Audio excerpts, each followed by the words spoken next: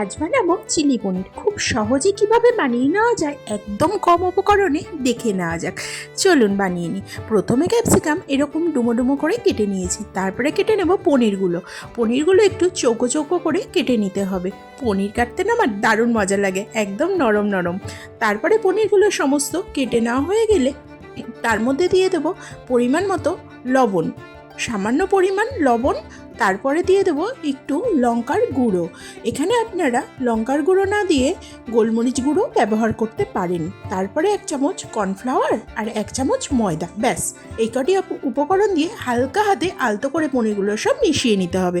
দেখবেন পনিরগুলো মেশানোর সময় একদম যাতে ভেঙে না যায়, আলতো করে এরকম নেড়ে নেড়ে মিশিয়ে নিতে হবে। তারপরে কড়াইতে একটু তেল দিয়ে বেশ খানিকটা তেল গরম হলে তার মধ্যে একে একে পনিরগুলো ছেড়ে দিতে হবে। পনিরগুলো দিয়ে সামান্য সময় ওয়েট করুন। তারপরে পনিরের এক পাশ ভাজা হয়ে গেলে উল্টে পাল্টে একদম লাল লাল করে ভেজে নিতে হবে। খুব বেশি লাল করে ফেলবেন না, হালকা ব্রাউন ভাজলেই হবে। দেখুন আমি কিভাবে ভেজে নিয়েছি। এইভাবে এক পিঠ ভাজা হয়ে গেছে, আর একটু পনির ছিল ওগুলোও সব দিয়ে দেবো।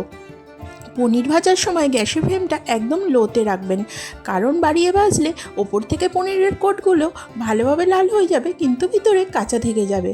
আর চিলি পনিরের ক্ষেত্রে বা পনির রান্নার ক্ষেত্রে পনিরটা ভেজে সিদ্ধ করে নিলে বেশি ভালো, ঝোলে দিয়ে বেশিক্ষণ ফোটানো যাবে না।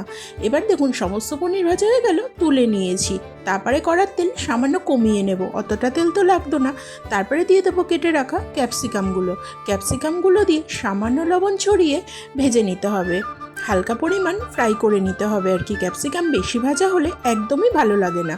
দেখুন ফ্রাই হোক, এদিকে আমি একটা বাটির মধ্যে 2 চামচ মতো টমেটো সস আর 1 চামচ মতো চিলি সস দিয়ে দেবো। 1 চামচ মতো চিলি সস, এখানে আমি রেড চিলি সসটাই ব্যবহার করছি, আর 1 চামচ মতো সয়া সস। তিনটেকে ভালো করে মিশিয়ে নেব, তাতে রান্নার খুব সুবিধা হবে।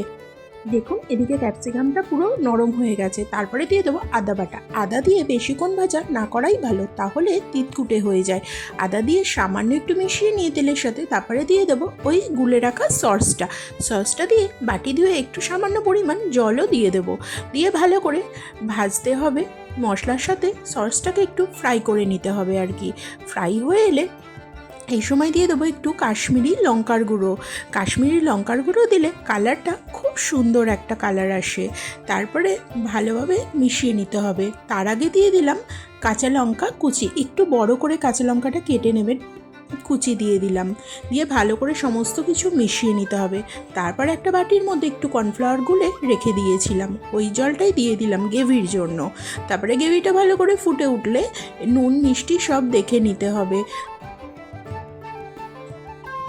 আমার একটু লবণ লাগতো, তাই জন্য সামান্য পরিমাণ লবণ দিয়ে নিলাম। তারপরে দিয়ে দেবো পরিমাণ মতো চিনি।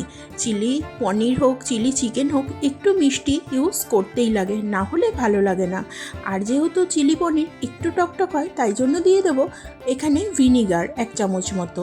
আপনারা যতটা বানাবেন সেই পরিমাণ অনুযায়ী দেবেন। গ্রেভি একদম রেডি হয়ে গেলে তারপরে দিয়ে দেবো পনিরগুলো। ভেজে রাখা পনিরগুলো দিয়ে দিলাম, দিয়ে গ্রেভির সাথে জাস্ট একটু মিশিয়ে নিয়ে বেশি ফোটানোর দরকার নেই, গরম মশলা গুঁড়ো ছড়িয়ে ঢেকে রাখুন। ভিডিওটি ভালো লাগলে একটা সাবস্ক্রাইব অবশ্যই করে দেবেন। এই চিলি পনির পরোটা আর ফ্রাইড রাইসের সঙ্গে জাস্ট জমে যাবে। সবাই ভালো থাকবেন, সুস্থ থাকবেন, টাটা।